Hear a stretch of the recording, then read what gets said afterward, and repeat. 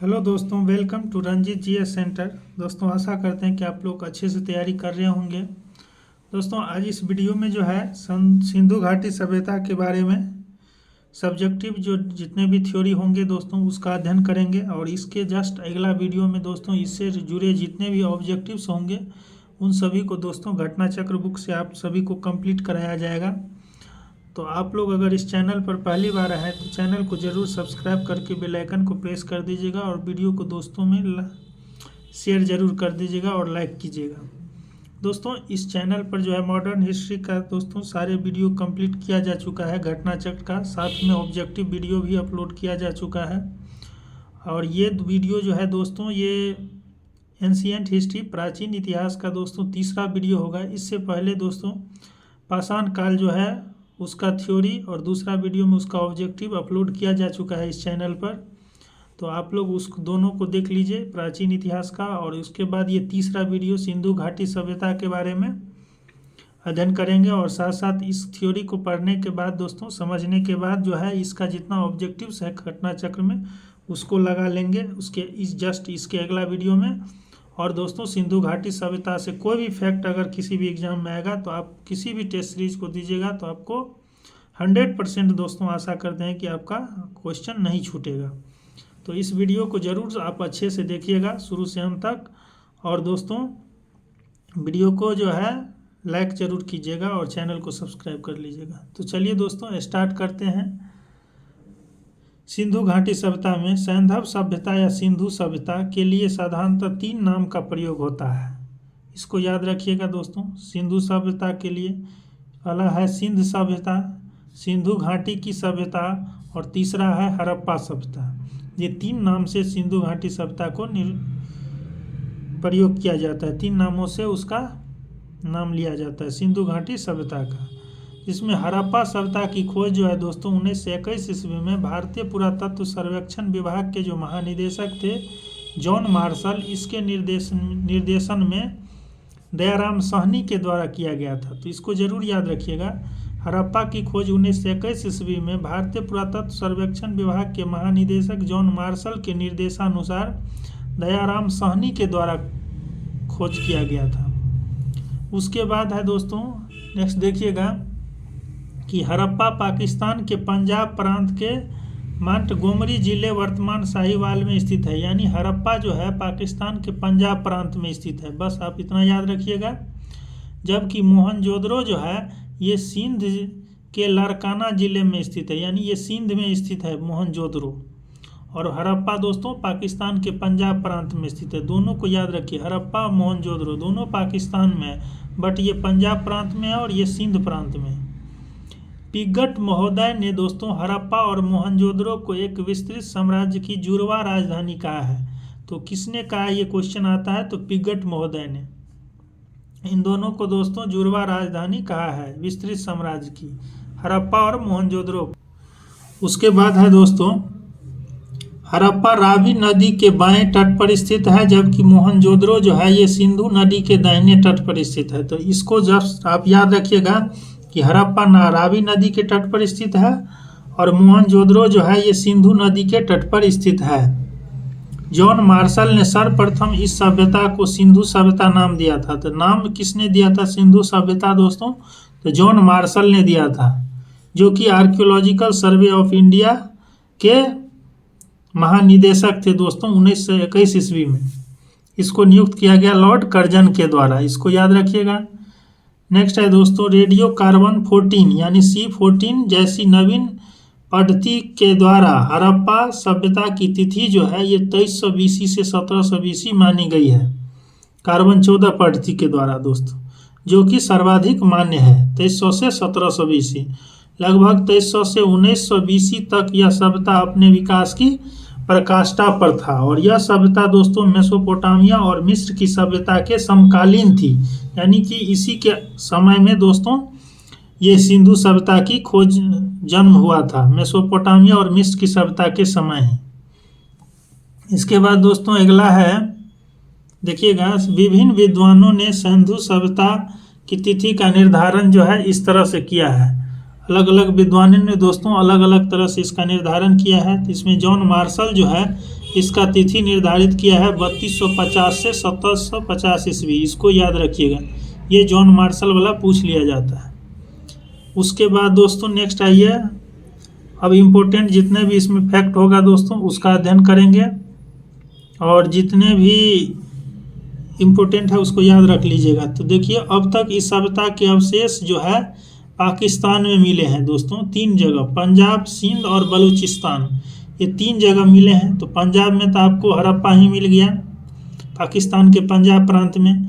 सिंध में दोस्तों मोहनजोदड़ो है, और बलूचिस्तान में जो है ये सूतका गंगटोक है। ये 3 जो है दोस्तों पाकिस्तान प्रांत में है। और भारत में दोस्तों पंजाब, गुजरात, राजस्थान, हरियाणा, पश्चिमी उत्तर प्रदेश, जम्मू कश्मीर और पश्चिमी महाराष्ट्र के भागों में पाए जा चुके हैं। भारत में इतना जगह पाए गए हैं, यानी एक तरह से वो कह सकते हैं पश्चिमी भारत में। इस सभ्यता का सर्वाधिक दोस्तों पश्चिमी पुरास्थल, यानी सबसे पश्चिम में जो पुरास्थल स्थित है वो है सूतका गंगटोक। सूतका गंगटोक जो है दोस्तों ये बलूचिस्तान प्रांत है पाकिस्तान का, वहाँ स्थित है, और ये सबसे पश्चिम में स्थित है सिंधु सभ्यता का दोस्तों पुरास्थल में। पूर्वी पुरास्थल में आलमगीरपुर है, जो कि पश्चिमी उत्तर प्रदेश में है। आलमगीर याद रखिएगा, ये पूर्व में स्थित है। और उत्तर में स्थित है मांडा। मांडा दोस्तों जम्मू कश्मीर में है। और दक्षिण में स्थित पुरास्थल है दैमाबाद। दैमाबाद दोस्तों महाराष्ट्र में स्थित है। तो इसको जरूर आप लोग याद रखिएगा, ये महाराष्ट्र में स्थित है। तो ये चौहद्दी हो गया दोस्तों, कि पश्चिम में हो गया सूतका गंगटोक जो कि बलूचिस्तान में स्थित है। आलमगीरपुर जो पूरब में स्थित है, पश्चिमी उत्तर प्रदेश में स्थित है। उत्तरी जो है ये मांडा जम्मू कश्मीर में है। और दक्षिण दोस्तों दैमाबाद महाराष्ट्र में है। इसका आकार जो है दोस्तों ये त्रिभुजाकार है, तथा वर्तमान में लगभग 13 लाख वर्ग किलोमीटर क्षेत्रफल में ये फैला हुआ है सिंधु सभ्यता। प्राप्त साक्ष्यों से पता चलता है कि मोहनजोदड़ो की जनसंख्या एक मिश्रित प्रजाति की थी दोस्तों, मोहनजोदड़ो की, जो कि सिंध प्रांत में स्थित है, जिसमें कम से कम 4 प्रजातियां रहती थी। उस 4 प्रजातियों के नाम दिया है दोस्तों प्रोटो ऑस्ट्रेलाइड, जिसको काकेशियन भी कहते हैं, ये प्रोटो ऑस्ट्रेलॉइड है। दूसरा दोस्तों भूमध्य सागरीय, तीसरा है अल्पाइन, और चौथा है मंगोलॉइड। ये 4 प्रकार की प्रजातियां मोहनजोदड़ो में रहती थी, लेकिन इसमें सबसे ज़्यादा जो है दोस्तों भूमध्य सागरीय प्रजाति जो है ये सबसे ज़्यादा संख्या में थी। मोहनजोदड़ो के निवासी में अधिकांश मात्रा में दोस्तों भूमध्य सागरीय प्रजाति रहती थी। इसको भी आप लोग याद रखिएगा। उसके बाद है दोस्तों देखिएगा सिंधु सभ्यता के संस्थापक के संबंध में विभिन्न विद्वान के विचार। तो इसमें दोस्तों इधर विद्वान दिया है, इधर सिंधु सभ्यता के निर्माता का नाम दिया है। तो देखिए डॉक्टर लक्ष्मण के अनुसार दोस्तों सिंधु सभ्यता के निर्माता आर्य को माना जाता है, जबकि गार्डन चाइल्ड और व्हीलर के अनुसार सिंधु सभ्यता के निर्माता सुमेरियन को माना जाता है।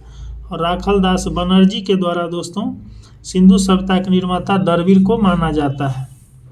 उसके बाद देखिएगा दोस्तों सिंधु घाटी के जिन नगरों की खुदाई की गई है उन्हें निम्नलिखित वर्गों में वर्गीकृत किया जा सकता है। पहला केंद्रीय नगर, दूसरा तटीय नगर और पत्तन नगर, तीसरा जो है दोस्तों अन्य नगर एवं कस्बा। सिंधु सभ्यता के 3 केंद्रीय नगर है, ये 3 नगर जरूर याद रखिएगा, जो कि केंद्रीय नगर है दोस्तों हड़प्पा, मोहनजोदड़ो और धौलावीरा। ये तीनों जो है दोस्तों ये समकालीन बड़ी बस्तियां थी, यानी तीनों का उद्भव एक ही समय में हुआ था। हड़प्पा, मोहनजोदड़ो और धौलावीरा ये समकालीन बड़ी बस्तियां थी सिंधु सभ्यता के। उसके बाद है दोस्तों हड़प्पा के टीले या ध्वंसावशेषों के विषय में सर्वप्रथम जानकारी 1826 में चार्ल्स मेसन ने दी थी। हड़प्पा के टीलों के बारे में सबसे पहले जानकारी 1826 ईस्वी में चार्ल्स मेसन ने दिया था। उसके बाद दोस्तों 1920-21 में दयाराम साहनी के नेतृत्व में पंजाब पाकिस्तान के तत्कालीन मोंटगोमरी संप्रति साहिवाल जिले में रावी नदी के बाएं तट पर स्थित हड़प्पा का सर्वेक्षण शुरू हुआ। ये हड़प्पा जो है दोस्तों ये पाकिस्तान के पंजाब प्रांत में स्थित है, और ये दयाराम साहनी के द्वारा इसका सर्वेक्षण शुरू किया गया 1920-21 में। 1920-21 और 1933-34 में माधव स्वरूप वत्स ने और 1946 में मार्टिन मार्टिमर व्हीलर ने व्यापक स्तर पर इसका उत्खनन किया। हड़प्पा से प्राप्त 2 टीलों में पूर्वी टीले को नगर टीला कहा जाता था और पश्चिमी टीले को दोस्तों दुर्ग टीला के नाम से जाना जाता था। यहाँ पर 2 प्रकार के टीला पाएंगे, 2 टीला, जिसमें पूर्वी टीले को नगर टीला और पश्चिमी टीले को दुर्ग टीला से नाम से जाना जाता था। उसके बाद है दोस्तों यहाँ से 6 कक्षा की 2 पंक्तियों में निर्मित कुल 12 कक्ष वाले एक अन्नागार, अन्न रखने वाला अन्नागार के अवशेष में प्राप्त हुए हैं हड़प्पा से। हड़प्पा के सामान्य आवास क्षेत्र के दक्षिण में एक ऐसा कब्रिस्तान स्थित है जिसे समाधि R37 नाम दिया गया है। तो ये R37 जो है दोस्तों ये कब्रिस्तान है और ये हड़प्पा में पाया गया है। नेक्स्ट है नगर की रक्षा के लिए पश्चिम की ओर स्थित दुर्ग टीले को व्हीलर ने माउंट एबी की संज्ञा दी है। इसके अतिरिक्त यहाँ से प्राप्त कुछ अन्य महत्वपूर्ण अवशेषों में एक बर्तन पर बना मछुआरे का चित्र, शंख का बना बैल, स्त्री के गर्भ से निकला हुआ पौधा जिसे दोस्तों उर्वरता की देवी माना गया है, पीपल का बना इक्का देखिएगा, पीपल का बना इक्का, ईंटों के वृत्ताकार चबूतरे, गेहूं और जौ के दोनों अवशेष प्रमुख हैं। ये दोस्तों हड़प्पा में मिला है। और स्त्री के गर्भ से निकला हुआ पौधा जिसे उर्वरता देवी का नाम दिया, ये भी दोस्तों हड़प्पा में ही मिला है। उसके बाद दोस्तों नेक्स्ट है, ये दूसरा नंबर है सिंधी भाषा में मोहनजोदड़ो। अब हड़प्पा खत्म हो गया दोस्तों, मोहनजोदड़ो का अर्थ होता है सिंध भाषा में मृतकों का टीला। सिंध प्रांत के लरकाना जिले में सिंधु नदी के दाहिने तट पर स्थित मोहनजोदड़ो की सर्वप्रथम खोज राखल दास बनर्जी ने 1922 ईस्वी में किया था। यानी मोहनजोदड़ो की खोज जो सिंधु नदी के दाहिने तट पर स्थित है दोस्तों 1922 ईस्वी में राखल दास बनर्जी के द्वारा शुरू किया गया था पहली बार। मोहनजोदड़ो का सर्वाधिक उल्लेखनीय स्मारक जो है ये बृहद स्नानागार है। तो मोहनजोदड़ो का एक विशाल जो है एक स्मारक है जिसको दोस्तों बृहद स्नानागार कहते हैं, इसके लिए ये प्रसिद्ध है मोहनजोदड़ो। इसकी लंबाई कहीं नहीं पूछता है दोस्तों, बस आप याद रखिएगा बृहद स्नानागार कहाँ मिला है, मोहनजोदड़ो में। इसकी लंबाई उत्तर से दक्षिण की ओर लगभग 55 किलोमीटर और चौड़ाई पूर्व से पश्चिम की दिशा में लगभग 33 मीटर है। इसके मध्य निर्मित स्नान कुंड की लंबाई इतना चौड़ाई और गहराई दिया है। यह विशाल स्नानागार धर्मानुष्ठान संबंधी स्नान के लिए था, यानी कोई भी धर्म संबंधित अनुष्ठान होता था उस समय स्नान के लिए इसे बनाया गया था, इस विशाल स्नानागार को मोहनजोदड़ो में। मार्शल ने इसे तत्कालीन विश्व का एक आश्चर्यजनक निर्माण कहा है। सिंधु सभ्यता में अभिलेख युक्त मुहरें भी सर्वाधिक मोहनजोदड़ो से ही मिली है। अभिलेख युक्त मोहर सबसे ज़्यादा मोहनजोदड़ो से ही मिली है। उसके बाद दोस्तों नेक्स्ट है मोहनजोदड़ो की एक अन्य इमारत थी। पहला तो बृहद स्नानागार हो गया दोस्तों, दूसरी इमारत थी विशाल अन्नागार, मतलब वहाँ एक अन्न रखने के लिए भी बहुत बड़ा मात्रा में अन्नागार था जो इतना 45 मीटर लंबा, ये 22 मीटर चौड़ा है, मतलब ये आयताकार है विशाल अन्नागार। बृहद स्नानागार यानी विशाल जो स्नानागार था उसके उत्तर पूर्व में 70 × 23 मीटर के आकार का एक विशाल भवन के अवशेष मिले हैं। संभवतः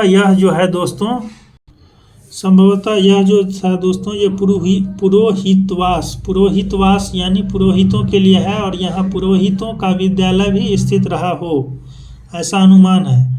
मोहनजोदड़ो की प्रमुख विशेषता उसकी सड़क थी, इसको भी याद रखिएगा, ये मोहनजोदड़ो की प्रमुख विशेषता उसकी सड़क थी। मुख्य सड़क जो है इतना मीटर चौड़ी थी जिसे राजपथ कहा जाता था।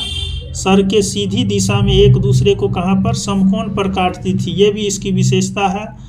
और नगर को अनेक वर्गाकार और चतुर्भुजाकार खंडों में विभाजित करती थी। सड़क के एक दूसरे को समकोण पर काटने को ऑक्सफोर्ड सर्कस नाम दिया था, जो कि मोहनजोदड़ो की विशेषता है। मोहनजोदड़ो के पश्चिम भाग में स्थित दुर्ग टीले को मोहनजोदड़ो के पश्चिम भाग में जो स्थित दुर्ग टीला है उसको स्तूप टीला भी कहा जाता है, क्योंकि यहाँ पर कुषाण शासकों ने एक स्तूप का निर्माण भी करवाया था।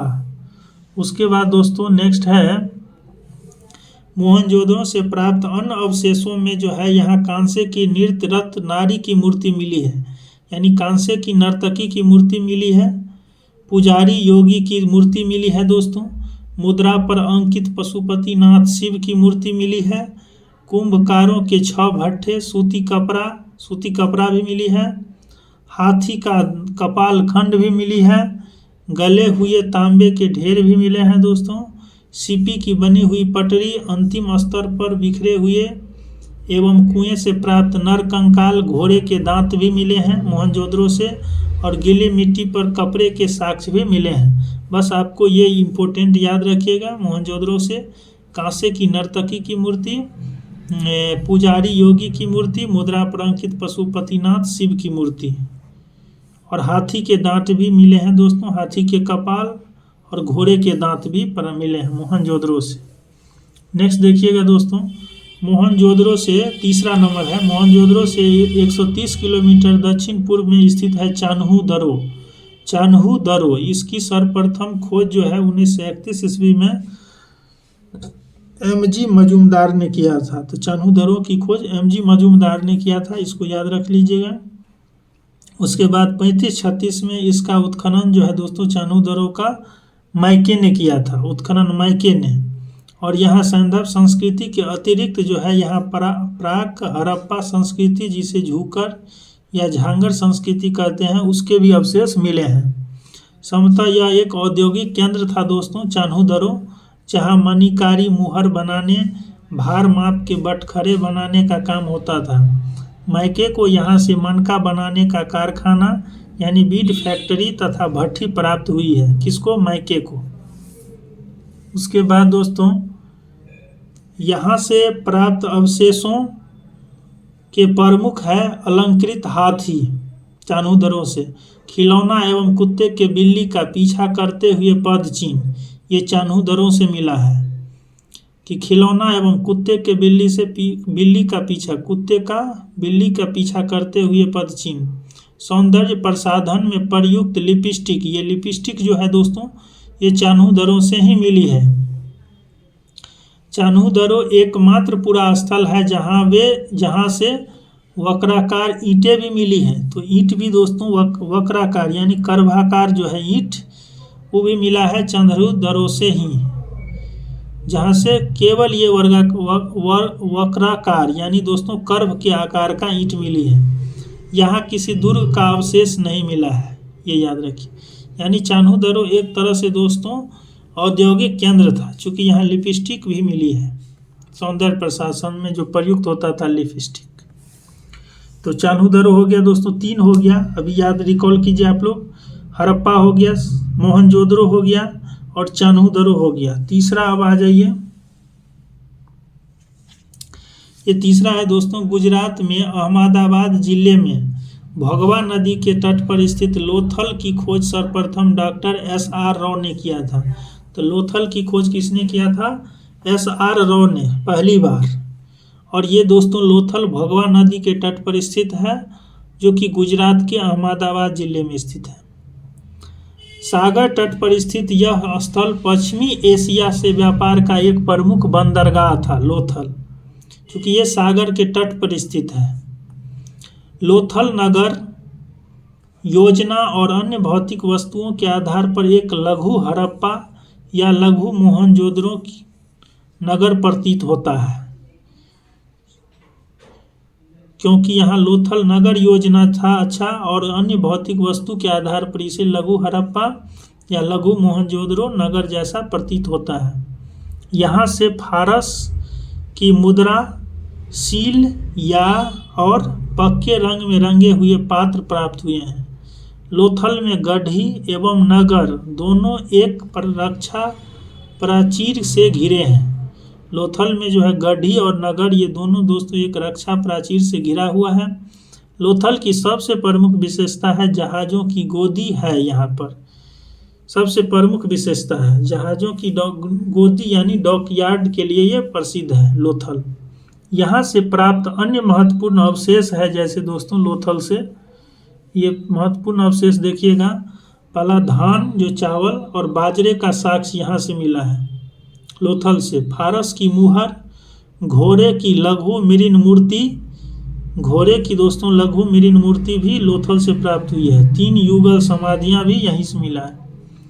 चौथा है दोस्तों कालीबंगा, ये 5वां हो गया दोस्तों। हड़प्पा मोहनजोदड़ो पढ़ लिए, चान्हू पढ़ लिए, लोथल पढ़ लिए, ये 5वां है दोस्तों कालीबंगा। कालीबंगा याद रखिएगा। नेक्स्ट देखिएगा दोस्तों कालीबंगा, ये 5वां नंबर है दोस्तों। जो कालीबंगा राजस्थान के हनुमानगढ़ जिले में स्थित है, तो इसको जरूर याद रखिएगा। कालीबंगा कहाँ पर स्थित है? राजस्थान में स्थित है दोस्तों। और इस स्थल की खोज जो है अमलानंद घोष ने की है कालीबंगा का, इसको याद रखिएगा। 1661 ईस्वी में बीबी लाल और बीके थापर ने उत्खनन शुरू किया था, तो इसको भी याद रखिएगा। बीबी लाल और बीके थापर, ये दोनों कालीबंगा की दोस्तों उत्खनन शुरू किया था, तो इसको आप लोग याद रखिएगा। शुरू में अमलानंद घोष ने किया था। उसके बाद दोस्तों यहाँ है इम्पोर्टेंट, यहाँ पूर्वी और पश्चिमी टीला अलग अलग सुरक्षा प्राचीर से घिरा था। कालीबंगा राजस्थान में, यहाँ पर पश्चिम दिशा में स्थित दुर्ग वाले टीले पर सैंधव सभ्यता के नीचे प्राक सैंधव संस्कृति के पुरावशेष प्राप्त हुए हैं। यानी कि यहाँ पश्चिम दिशा में जो स्थित था दुर्ग वाला टीला, उस पर सिंधु सभ्यता के नीचे जो है, सिंधु सभ्यता के नीचे प्राक सैंधव संस्कृति के पुरावशेष मिले हैं। अगला है दोस्तों मोहनजोदड़ो के भवन पक्की ईंटों से बनी थी, ये इम्पोर्टेंट फैक्ट। यहाँ जो है मोहनजोदड़ो के भवन पक्की ईंटों के बने थे दोस्तों, इसको जरूर याद रखिएगा। उसके बाद है जबकि कालीबंगा के भवन कच्ची ईंट के बने होते थे, तो ये डिफरेंस है दोस्तों मोहनजोदड़ो और कालीबंगा में, कि मोहनजोदड़ो की भवन की पक्की ईंटों के बने होते थे, जबकि कालीबंगा के भवन कच्ची ईंटों के बने थे। पक्की ईंटों का प्रयोग केवल नलियों, कुओं, स्नानगार में बनाने में ही किया गया था कालीबंगा में। यहाँ से दोस्तों कालीबंगा से जुते हुए खेत के साक्ष्य भी मिले हैं, ये बहुत इंपॉर्टेंट फैक्ट है, इसको याद रखिए। जिसकी जुताई आड़ी तिरछी की गई है, जिसकी जुताई आड़ी तिरछी की गई है। उसके बाद है दोस्तों मोहनजोदड़ो एवं हड़प्पा के समान जो है यहाँ से 2 टीले मिले हैं, मोहनजोदड़ो और हड़प्पा के जैसा, जो सुरक्षित दीवारों से घिरा है कालीबंगा में। पूर्व की ओर स्थित टीला बड़ा है, जबकि पश्चिम की तरफ स्थित टीला छोटा है। पश्चिमी टीले को कालीबंगा प्रथम नाम दिया गया है। यहाँ से भूकंप का साक्ष्य मिले हैं पश्चिमी टीला से। और दुर्ग या गढ़ी वाले टीले के दक्षिणी अर्धभाग में 5 या 6 कच्ची ईंटों के चबूतरे बने थे, ये इसकी विशेषता है। उसके बाद है दोस्तों एक चबूतरे पर अग्निकुंड, कुआं और पक्की ईंटों का बना एक आयताकार गर्त था, जिसमें पशुओं की हड्डियां थी। दूसरे चबूतरे पर 7 अग्निकुंड या वेदिकाएं एक पंक्ति में बनी थी, ये सब याद नहीं करना है दोस्तों, बस रीड कर लीजिए। यहाँ से सेल खड़ी तथा मिट्टी की मुहरे एवं मृदभांत के टुकड़े मिले हैं। ये सब कुछ नहीं है, बस आप याद रखिए कालीबंगा राजस्थान में है दोस्तों। और ये है यहाँ से जुते हुए खेत के साक्ष्य मिले हैं, और यहाँ की भवन दोस्तों कच्ची ईंटों से बनी है, जबकि मोहनजोदड़ो की ईंटें पक्की ईंटों से बनी थी। बस इतना डिफरेंस आप याद रखिएगा। 6ठा है दोस्तों धौलावीरा। धौलावीरा दोस्तों गुजरात के कच्छ के रण में स्थित है, और ये दोस्तों गुजरात के कच्छ के रण में स्थित है धौलावीरा। और सर्वप्रथम जो है वर्ष 1967-68 में इसकी खोज जेपी जोशी ने किया था। तो धौलावीरा की खोज जेपी जोशी ने किया था दोस्तों। और 90-91 के दौरान आरएस बिष्ट द्वारा व्यापक पैमाने पर इसका उत्खनन किया गया है। यानी जीपी जोशी और आरएस बिष्ट याद रखिएगा धौलावीरा के उत्खनन करता थे। यह नगर जो है धौलावीरा है दोस्तों, ये आयताकार बना था, और इस नगर को दोस्तों याद रखिएगा 3 भागों में, किला, मध्य और नगर, किला, मध्यनगर और निचला नगर में विभाजित किया गया था धौलावीरा को दोस्तों। 3 भागों में किला, मध्यनगर और निचला नगर में विभाजित किया गया था। यहाँ से एक विशाल जलाशय मिला है धौलावीरा से, और यहाँ के निवासी एक उन्नत जल प्रबंधन व्यवस्था से परिचित थे। यानी धौलावीरा से क्या विशेष महत्वपूर्ण बात है दोस्तों कि यहाँ एक उन्नत जल प्रबंधन व्यवस्था मिला है। यहाँ से हड़प्पा लिपि के बड़े आकार के 10 चिन्ह वाला एक शिलालेख भी मिला है। तो ये दूसरी विशेषता है इसका, इसको याद रखिएगा। 7वां है दोस्तों सूतका गेंदो सुरकोटडा। सुरकोटडा भी याद रखिएगा, ये 7वां नंबर है सुरकोटडा। इससे पहले हम लोग पढ़ लिए हड़प्पा, मोहनजोदड़ो, चान्होदरो, उसके बाद दोस्तों लोथल, लोथल के बाद जो है कालीबंगा, कालीबंगा के बाद जो है हम लोग धौलावीरा, छठा पढ़ लिए। और धौलावीरा के बाद दोस्तों 7वां है सुरकोटडा। सुरकोटडा जो है ये भी दोस्तों गुजरात के कच्छ जिला में स्थित है। धौलावीरा की तरह सुरकोटडा भी गुजरात के कच्छ जिला में स्थित है। और यह नगर 2 वर्गीकृत भागों में गढ़ी और आवास क्षेत्र में विभाजित था। यहाँ के कब्रिस्तान से कलश समाधान के साक्ष्य मिले हैं। यहाँ के कब्रिस्तान जो है सुरकोटडा के, वहाँ से कलश समाधान के साक्ष्य मिले हैं। यहाँ जो है दोस्तों देखिएगा, यहाँ घोड़े के कुछ हड्डियों के साक्ष्य भी मिले हैं सुरकोटडा में, इसको याद रखिएगा, ये इम्पोर्टेंट है यहाँ के। और कब्रिस्तान से कलश समाधान के साक्ष्य मिले हैं। ये सुरकोटडा की 2 विशेषताएं हैं दोस्तों। उसके बाद 8वां नंबर आ जाइएगा, यहाँ जो दोस्तों अच्छा से नहीं दिखा था, यहाँ घोड़े के कुछ हड्डियाँ मिले हैं और यहाँ के कब्रिस्तान से कलश समाधान के साक्ष्य मिले। ये सुरकोटडा गुजरात में, ये इसकी दोनों विशेषता है। 8वां है दोस्तों दैमाबाद। ये दैमाबाद याद रखिएगा, ये सबसे दक्षिण में स्थित है दैमाबाद। हड़प्पा सभ्यता के सबसे दक्षिण में स्थित है दैमाबाद। और ये दोस्तों महाराष्ट्र के अहमदनगर जिले में परवरा नदी के बाएं किनारे पर स्थित है। तो इसको जरूर याद रखिएगा, परवरा नदी के बाएं किनारे पर स्थित है। उसके बाद दोस्तों यह सैंधव सभ्यता की सबसे दक्षिणी स्थल है दैमाबाद, जो कि महाराष्ट्र में है। यहाँ से रथ चलाते हुए मनुष्य, सांड, गैंडे की आकृतियाँ प्राप्त हुई है। यहाँ से कुछ मृदभांड, सैंधव लिपि की एक मुहर, उसके बाद है दोस्तों तस्तरी, प्याले आदि के साक्ष्य मिले हैं। 8वां आ जाइए, बस इसमें आपको दैमाबाद महाराष्ट्र याद रखना है और सबसे दक्षिणी स्थल है दोस्तों, इतना बस याद रखना है।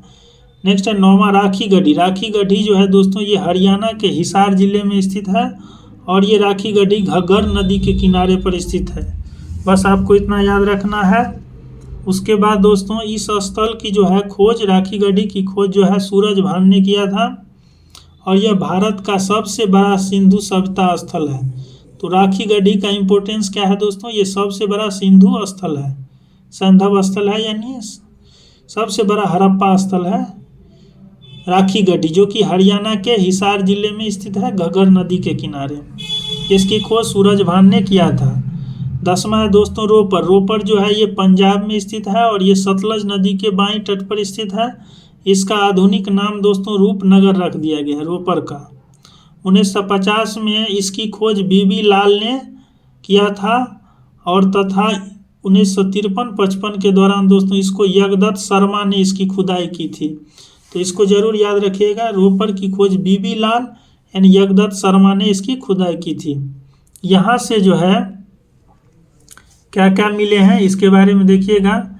यहाँ से जो है मृदभांड, सेलखरी की मुहर, चर्ट के बटखरे, एक छुरा, तांबे के वानाग्र तथा कुल्हाड़ी आदि प्राप्त हुए हैं रोपर से। यहाँ से मनुष्य के साथ पालतू कुत्ता के दफनाए जाने के साक्ष्य मिले हैं। यानी रोपर पंजाब का दोस्तों सबसे इम्पोर्टेंट अगर आपको याद रखना है तो मनुष्य के साथ पालतू कुत्ता के दफनाने के साक्ष्य कहाँ से मिले हैं, रोपर पंजाब से। ये इसकी विशेषता है। नेक्स्ट है दोस्तों 11वां नंबर रंगपुर। रंगपुर कहाँ पे है दोस्तों, ये गुजरात के सौराष्ट्र क्षेत्र में है। गुजरात के सौराष्ट्र क्षेत्र में रंगपुर है और यहाँ से प्राक हड़प्पा, हड़प्पा और उत्तर हड़प्पा कालीन सभ्यता के साक्ष्य मिले हैं। यानी ये तीनों प्राक हड़प्पा, हड़प्पा और उत्तर हड़प्पा कालीन सभ्यता के साक्ष्य मिले हैं रंगपुर गुजरात से, जो कि सौराष्ट्र क्षेत्र में स्थित है। यहाँ से प्राप्त वनस्पति अवशेष के आधार पर कहा जा सकता है कि वे लोग चावल, बाजरा और ज्वार की खेती करते थे रंगपुर में दोस्तों।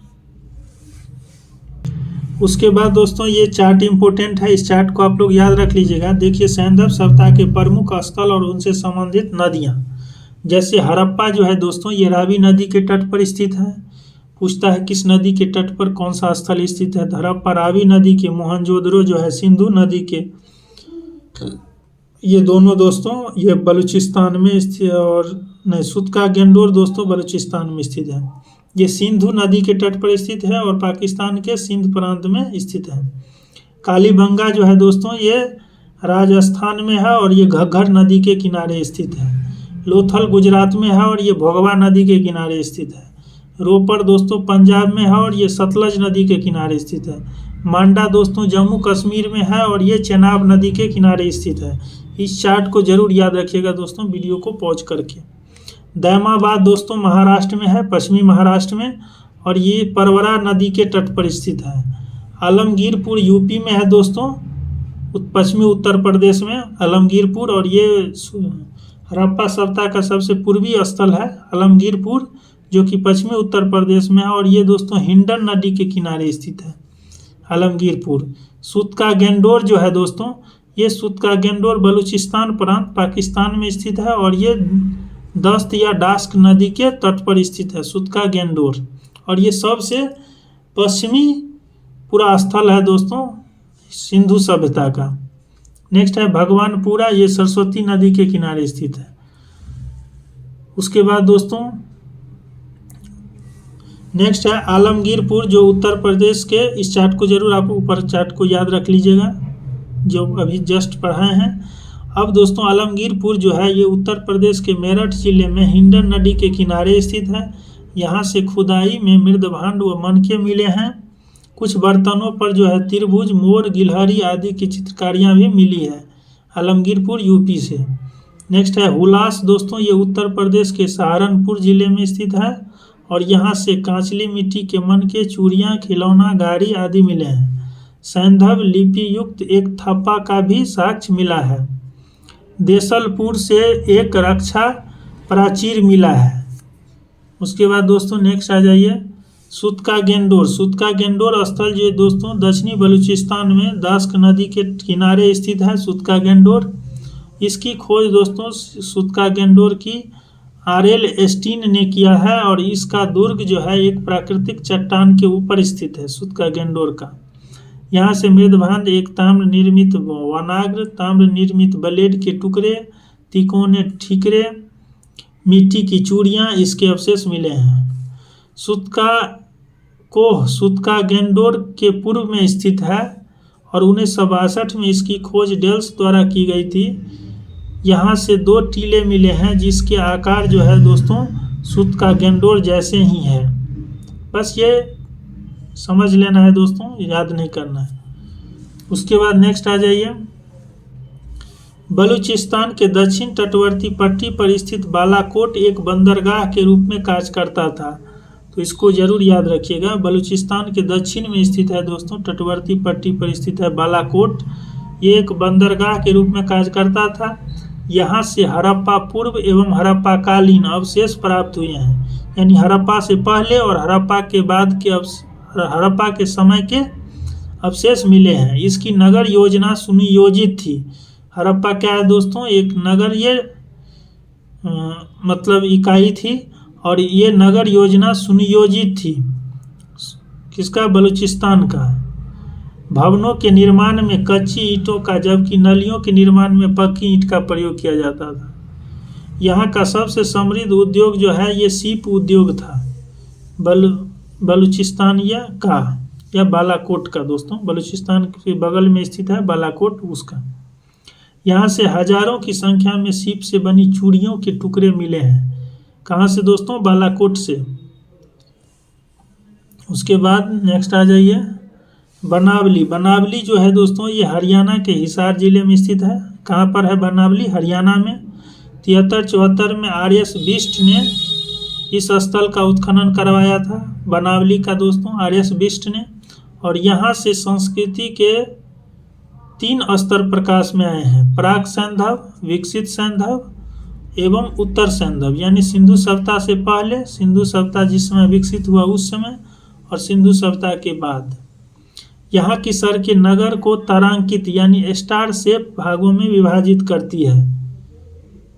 बनावली की सड़कें दोस्तों तारांकित यानी स्टार के शेप में भागों में विभाजित करती है बनावली की सड़कें। और यहाँ से मुहरे, बटखरे, लाजवर्ड तथा कार्नेलियन के, मनके और नेक्स्ट है दोस्तों, नेक्स्ट है हल की आकृति के खिलौने बनावली से ही मिले हैं। हल की आकृति के खिलौने बहुत बार पूछा जाता है दोस्तों। ये बनावली हरियाणा से मिले हैं। तांबे के वनाग्र आदि के साक्ष्य मिले हैं। भगवानपुरा हरियाणा के कुरुक्षेत्र जिले में सरस्वती नदी के किनारे स्थित है। जेपी जोशी ने इनका उत्खनन करवाया था। यहाँ के प्रमुख अवशेष में सफ़ेद, काले और आसमानी रंग की कांच की चूड़ियाँ, तांबे की चूड़ियाँ, कांच की मिट्टी के चित्रित मनके आदि मिले हैं। अगला दोस्तों देखिएगा, मांडा। मांडा याद रखिए दोस्तों, ये जम्मू कश्मीर में चनाब नदी के दक्षिणी किनारे पर स्थित है। मांडा 1982 में इसका उत्खनन जेपी जोशी ने किया था तथा मधुबाला के द्वारा किया गया था। उत्खनन से यहाँ 3 सांस्कृतिक स्तर प्राप्त हुए हैं: प्राक सैंधव, विकसित सैंधव और उत्तरकालीन सैंधव। यहाँ से मिट्टी के ठिकरे, हड्डी के नुकीले, चटब्लेड ये सब मिले हैं। उसके बाद दोस्तों ये सब आप लोग पढ़ लीजिए, ये सब कुछ नहीं है। उसके बाद दोस्तों मिस्र की सभ्यता का विकास जो है ये नील नदी के तट पर हुआ है।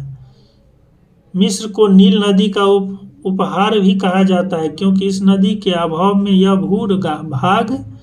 भूभाग रेगिस्तान हो जाता, लेकिन नील नदी का वरदान है कि ये रेगिस्तान होने से बच गया। उसके बाद है दोस्तों सुमेरिया सभ्यता। सुमेरिया सभ्यता के लोग प्राचीन विश्व के प्रथम लिपि आविष्कर्ता थे। इसको याद रखिए, सुमेरिया सभ्यता के लोग जो है प्राचीनतम विश्व के दोस्तों प्रथम लिपि आविष्कार करता थे। अगला देखिएगा दोस्तों, खुदाई से प्राप्त बहुसंख्यक नारी मूर्तियों से अनुमान लगाया जाता है कि सिंधु सभ्यता मातृसत्तात्मक थी। तो ये क्वेश्चन इंपॉर्टेंट है दोस्तों कि सिंधु सभ्यता पितृसत्तात्मक थी कि मातृसत्तात्मक। तो ये मातृसत्तात्मक थी, क्योंकि यहाँ खुदाई से बहुसंख्या में नारी की मूर्ति मिली है, पुरुष की मूर्ति नहीं मिली है। सैंधव लोग शाकाहारी मांसाहारी दोनों प्रकार के भोजन करते थे, ये भी इम्पोर्टेंट है। उनके वस्त्र जो होते थे दोस्तों ऊनी और सूती दोनों प्रकार के होते थे। कंठहार, कर्णफूल, करा, भुजबंद, ये अंगूठी, हौसली, करधनी आदि आभूषण पहनते थे ये लोग। उसके बाद 9 सारों से स्त्रियों के मांग में सिंदूर के प्रमाण भी मिले हैं। कहाँ से? 9 सारों से, जो हिंदू धर्म में सुहाग का प्रतीक है। और सैंधव काल में पासा भी प्रमुख खेल था दोस्तों, ये भी याद रखिएगा। सिंधु का सभ्यता में दोस्तों पासा जो है ये प्रमुख खेल था। जो इम्पोर्टेंट होगा दोस्तों आपको बता देंगे, बाद बाकी आप बस रीड कर लीजिएगा। सिंधु घाटी सभ्यता के लोगों के मुख्य खाद्यान्न जो है दोस्तों ये गेहूं और जौ थे, ये भी इम्पोर्टेंट है, इसको याद रख लीजिएगा। सिंधु सभ्यता के लोग के मुख्य खाद्यान्न थी गेहूं और जौ। नेक्स्ट है दोस्तों, रंगपुर से धान की भूसी, लोथल से चावल के अवशेष मिले हैं। रंगपुर से धान की भूसी, लोथल से चावल के अवशेष। लोथल से वृत्ताकार चक्की के 2 पार्ट भी मिले हैं। सूती वस्त्रों के अवशेष से यह निष्कर्ष निकाला जाता है कि यहाँ के निवासी कपास उगाना जानते थे, इसलिए चूसों सूती वस्त्र पहनते थे। सर्वप्रथम सैंधव निवासियों ने कपास की खेती शुरू किया था। तो ये इम्पोर्टेंट फैक्ट है, इसको याद रखें। सबसे पहले कपास सिंधु सभ्यता के लोगों ने शुरू किया था। भारत से कपास यूनान गई, जिसे यूनानी हिंडन के नाम से पुकारते थे। यूनानी दोस्तों कपास को हिंडन के नाम से पुकारते थे। भारत में कपास की खेती का प्रारंभ 3000 BC में किया गया, जबकि मिस्र में इसकी खेती 2500 BC के लगभग शुरू हुई है। यानी कि सबसे पहले मेरे यहाँ हुआ था, भारत में हुआ था। हड़प्पा, मोहनजोदड़ो, कालीबंगा, सुरकोटदा के स्थलों से कुबरदार ऊँट का जीवाश्म मिला है, यानी कि ऊँट के बारे में भी दोस्तों लोग जानते थे। कहाँ कहाँ से मिले? हड़प्पा, मोहनजोदड़ो, कालीबंगा और सुरकोटदा से। सुरकोटदा, लोथल, कालीबंगा से घोड़े की मृण मूर्तियाँ भी मिली है, हड्डियाँ भी मिली है, जबड़े भी मिली आदि के अवशेष प्राप्त हुए हैं। उसके बाद दोस्तों सिंधु सभ्यता का प्रमुख उद्योग जो है ये वस्त्र उद्योग था, ये भी याद रखिएगा। मोहनजोदड़ो से तांबे के 2 उपकरण से लिपटा हुआ सूती धागा एवं कपड़ा प्राप्त हुआ है। मोहनजोदड़ो से मिला है दोस्तों तांबे के 2 उपकरणों से लिपटा सूती धागा एवं कपड़ा। लोथल तथा चान्हूदरों में मनके बनाने का कार्य होता था। लोथल और चान्हूदरों में, लोथल तथा बालाकोट जो है ये सीप उद्योग के लिए प्रसिद्ध था, इसको भी याद रखिएगा, लोथल और बालाकोट। अब ये दोस्तों पढ़े थे, बालाकोट में बहुत सारी सीप जो है उसकी बनी चूड़ियाँ के टुकड़े मिले थे, यानी कि सीप उद्योग के लिए लोथल और बालाकोट दोस्तों प्रसिद्ध था। ये दोस्तों चार्ट आप लोग जरूर याद रखिएगा। ये प्रमुख धातु और इसका स्थल कहाँ कहाँ से मिला है इसके बारे में है। जैसे इधर प्राप्ति स्थल है, इधर कच्चा माल, यानी कि ये जगह से ये माल कच्चा माल मिला है। जैसे खेतरी दोस्तों राजस्थान में है और बलूचिस्तान जो है पाकिस्तान में, यहाँ से दोस्तों तांबा बहुत मात्रा में मिला है। उसके बाद दोस्तों ये अफ़गानिस्तान में है, जिसका जगह का नाम था स्थान का बद्स खां। बद्स खां जो है दोस्तों ये अफ़गानिस्तान में, यहाँ से दोस्तों लाजवर्द जो है ये कच्चा माल मिला है। लाजवर्द ये कच्चा माल है दोस्तों, यहाँ से मिला है अफ़गानिस्तान से। ईरान से क्या मिला है? टीन मिला है दोस्तों। टीन कहाँ से मिला है? ईरान से। उसके बाद दोस्तों राजस्थान की जावर और अजमेर खान जो है खानों से, और अफ़गानिस्तान और ईरान से, इस जगह से दोस्तों चांदी मिला है। तो चांदी याद रखिए, सिल्वर राजस्थान की जावर और अजमेर खानों से और अफ़गानिस्तान और ईरान से। जबकि सीसा जो है दोस्तों ये अफ़गानिस्तान और अजमेर राजस्थान से प्राप्त हुए हैं सीसा। हिमालय से दोस्तों शिलाजीत प्राप्त हुए हैं और गुजरात से दोस्तों गोमेद प्राप्त हुआ है।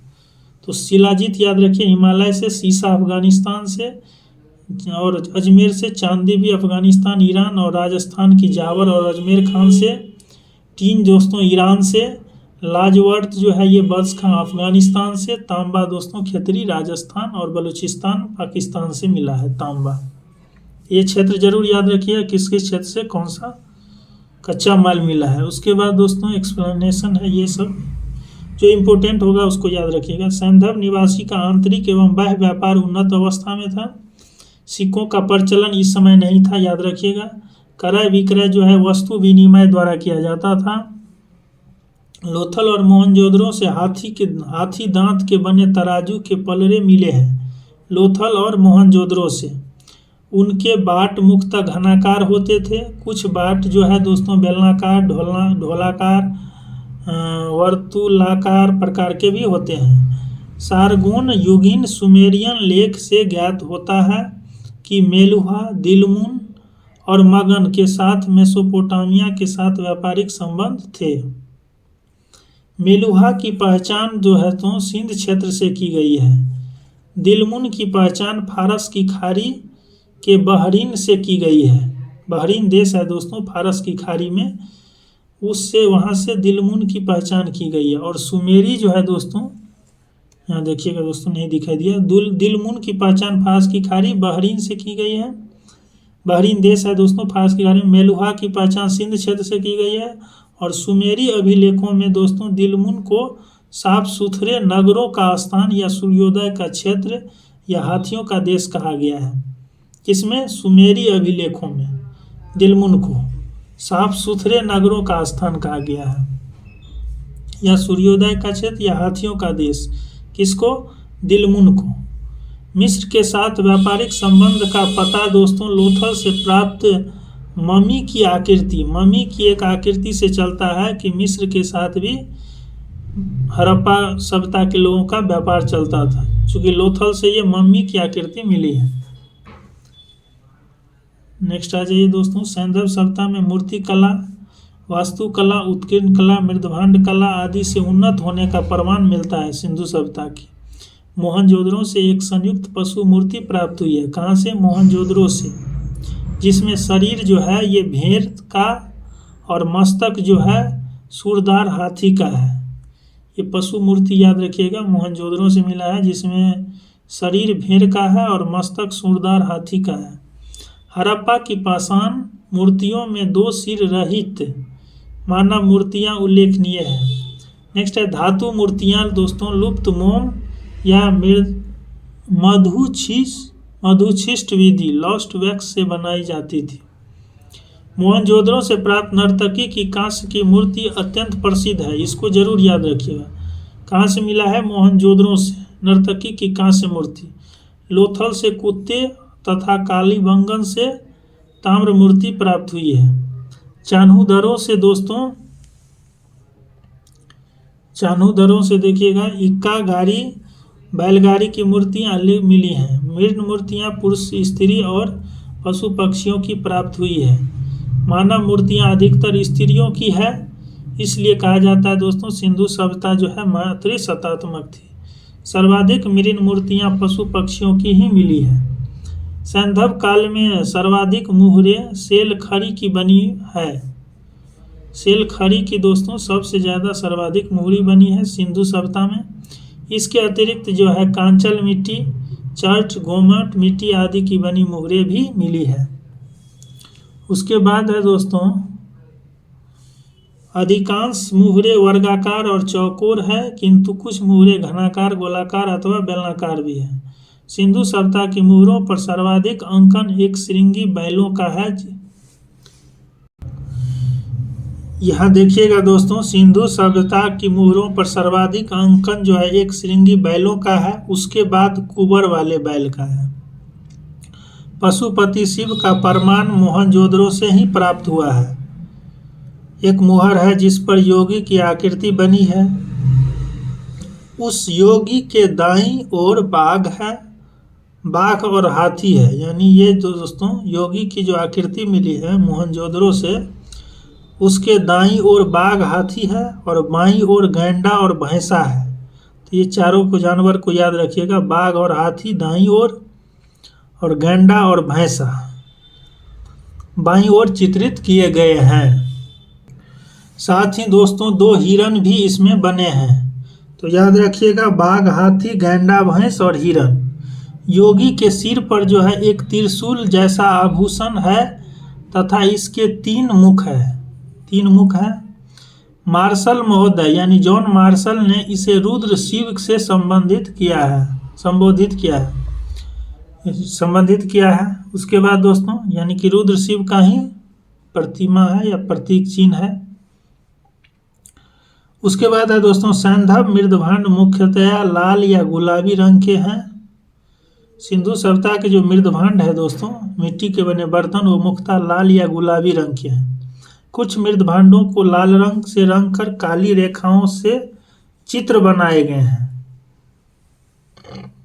कुछ बर्तनों पर मोर, हिरण, कछुआ, मछली, गाय, बकरा, पीपल, नीम, खजूर, केला आदि का अंकन है। सैंधव मृदभांडों में मर्त, बान, कटोरे, तस्तरियां एवं थालियां प्रमुख हैं।